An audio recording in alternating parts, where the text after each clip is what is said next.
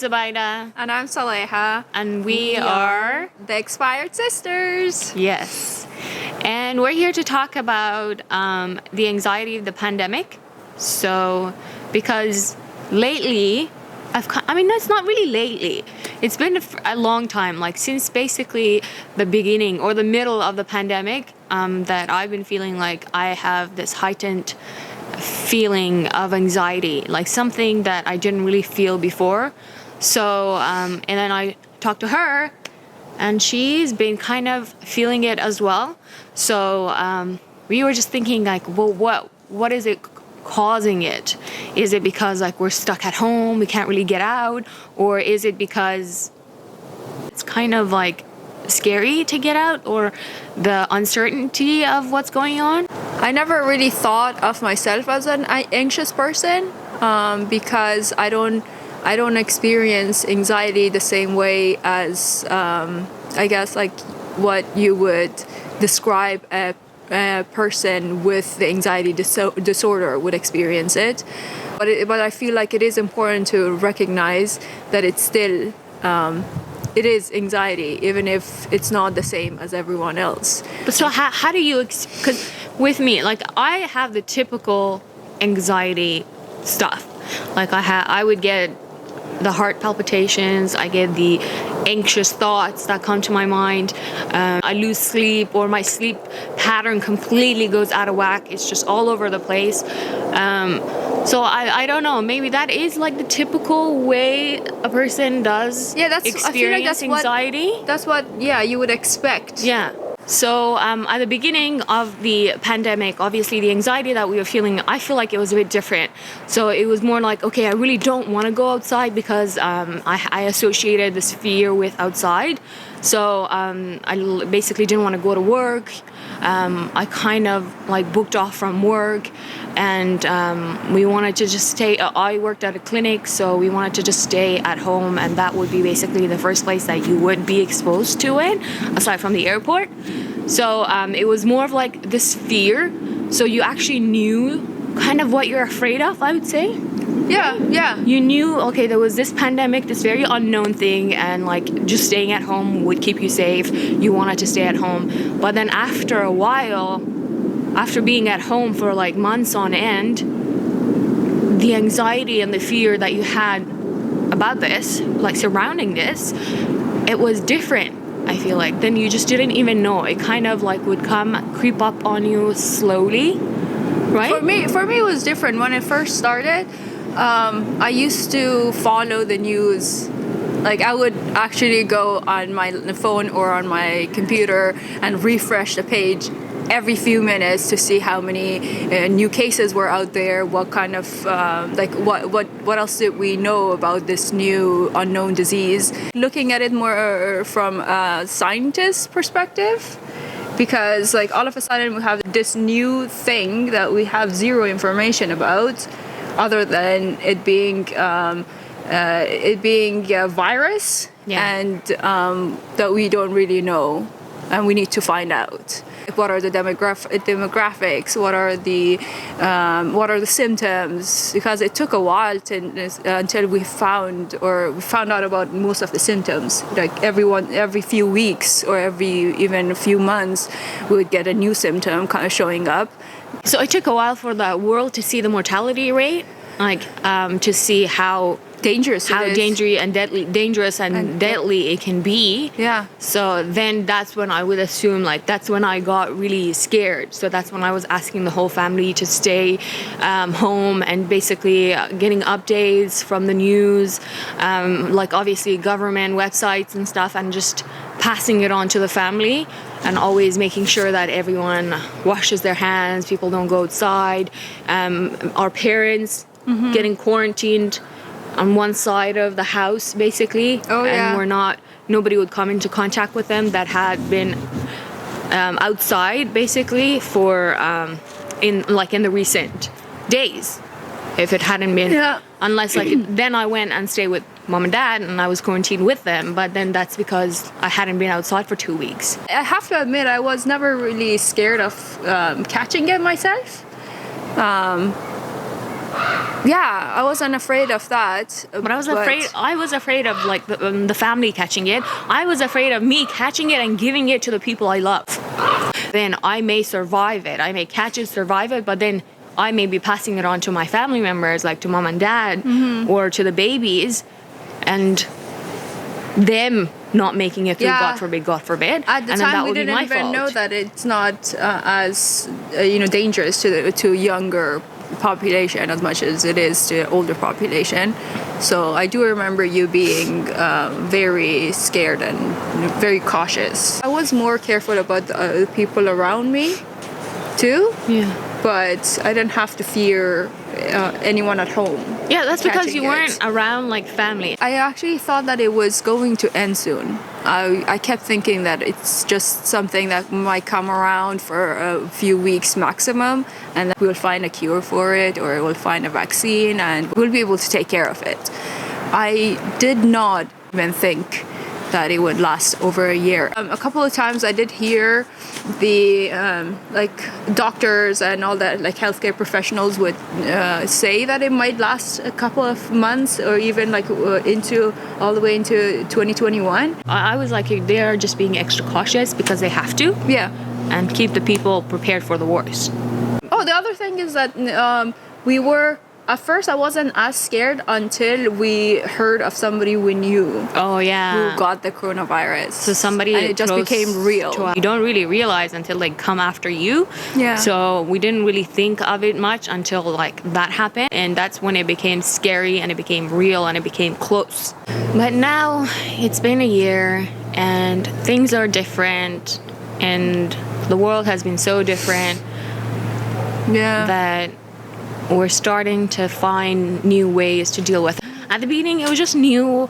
Life changed, and we're like, okay, now we're stuck at home. Oh, and everybody went into this hoarding thing. I never went into the hoarding thing. Like, I never hoarded anything. Yeah. I must put it out there, world. I never didn't. understood the toilet paper, as most people might not have. But alhamdulillah, we didn't really need the toilet paper. Yeah.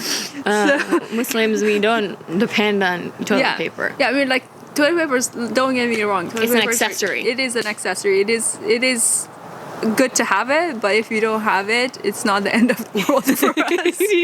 Sister Nadira, shout out to her. She was like, of course we need toilet paper. What do you mean? What do you guys do to dry? It's like, do you just drip and dry? I never bought a toilet paper because I feel like for us, when the toilet paper goes on sale, we just buy it, lots of it anyway. Yeah. So we had some stock from before the pandemic even started. Yeah, me for too. for toilet paper, just because sometimes you just go shopping and buy a bunch of something that you need because you don't want to keep thinking or worrying about it anymore. So that's what happened, and we had enough to last us a couple of months. So then I was like, I don't really need to stockpile with toilet papers. This is gonna be all over by the time this toilet paper will run out of our I know, that's what I stock was of thinking. toilet paper. So then I didn't buy any of that. We waited until the stores were pretty much like closing down. As soon as it was announced as a pandemic within our province, Yeah. that's when we're like, okay, we need to go and get some food, not to stockpile, but like just to have enough so we wouldn't need to get out 3 times a week. But like, Okay, we ended up, we have to put a disclaimer that we lived separately. The experiences that we had was different. Mm-hmm. You were not very near your family. It was just like one person living at home. Yeah. But I was like surrounded by family. So our experiences and our reactions to the pandemic, to the start of the pandemic, was completely different. So I had more fear of hurting my loved ones, and you were more just like, okay, like, what's gonna happen? yeah. As the weather got nicer here in Canada, I started getting out a lot. I was getting sick of being at home and not seeing friends. Like, I'm not a very outgoing person. Yeah. I'm not a very social person. I'm not a very outgoing person. But because we weren't allowed to see people, I felt like, okay, like, because now I'm not allowed to do this thing, all of a sudden I felt like I wanted to do it, but then obviously I didn't want to meet with anyone. I didn't want to see other people, and like I wanted to follow all the rules. So I would get out by myself and drive for hours out in the woods or out to the beach. Even though at the time the beach was still frozen, I would just go for walks for like, you know, a few minutes, get out and go for walks, and I found those to be super, super helpful. Yeah, because in Canada, the lakes and rivers, everything basically freezes in the winter. Like the top of it Not freezes. all parts of Canada, but Where we live. Yeah, most parts. Oh, the biggest thing is that I actually stopped after a few months of being on my phone, watching out for the latest news. I was like, you know what? I don't want to deal with this. I don't want to know. If it's going to happen, it's going to happen. I'm going to take the maximum precaution, and I will, I will try to be careful, and I'm not going to be out in the city too much. I'm just going to like take off basically. I wish I could, but yeah, take off and go to the woods. I feel like that's been super, super helpful to me. So for us, it was basically summer in Australia. It was summer, and even though we had a horrible summer basically in Australia with the fires and everything. Yeah, so forest fires were pretty bad. It's called bushfires in Australia. Okay. So anyway, the bushfires and stuff, it was horrible, and we couldn't really get out all summer. And then all of a sudden, like the bushfires were close to being under control. So then we could finally get out, but then this thing happened and we couldn't get out at all. And like I'm always a road trip person, so like I'm never indoors.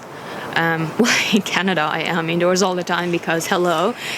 But in Australia I was rarely indoors. Everything changed very drastically. I couldn't go out, and well, at first I'm like, okay, we can go out as long as we don't get out of our cars, but then they even changed that rule. So the police would actually stop you if you were going out, and then if you were like you had no reason to go out, or if you were in the car with someone who was not from the same household. I couldn't go to my favorite beaches, my favorite restaurants. I couldn't do any road trips. So then we were basically indoor, and we went through this whole thing of like having homemade food. So we were trying everything. We tried homemade pizza. We tried making meatballs, bologna. Bologna, lots of bologna. I must say, this whole year, I've just like slowly, I've moved away from social media. I've tried going back, and then, you know, really quickly I get sick of it, and then I get out and don't even feel like I want to go back to it again. Yeah, I prefer my own quiet, peaceful time over going like scrolling through social media. Yeah, if I'm looking around, it's because we're actually in a very beautiful place, so it's hard to just concentrate on the camera and not like look at the beautiful trees and the sky and like, you know, the little wind that is blowing some of these plants. So last points that we want to make: take care of yourself, get out, be active as much as you can. Establish a routine, daily routine, even if you're not getting out of the house. These are just based on our experiences. Don't binge watch things too much. Do it maybe once a week, twice a week. Discipline. But yeah, please. Practice discipline. Stay connected to nature, and even if the pandemic is finished, please keep the hygiene up. Wash your hands, wash yourself, and care for the nature. Yeah, and care for the nature, and stay connected with your families. To make time for yourself, make time for your family. That's all there is for us to say. So now we're gonna go, and it's getting super cold because we're losing the sun kind of. I think actually like part of why I wanted to do this video is because I think it's important for us to share. I feel that I got these things off my chest, and you know, let it out into the woods. And now I'm going to ask nature and God, of course, to take care of it for me. I feel lighter. For anyone who's watching this, we hope that you find it helpful, or that you made it through us rambling on forever. Bye. Bye, guys. That's it for us. Thank you for watching.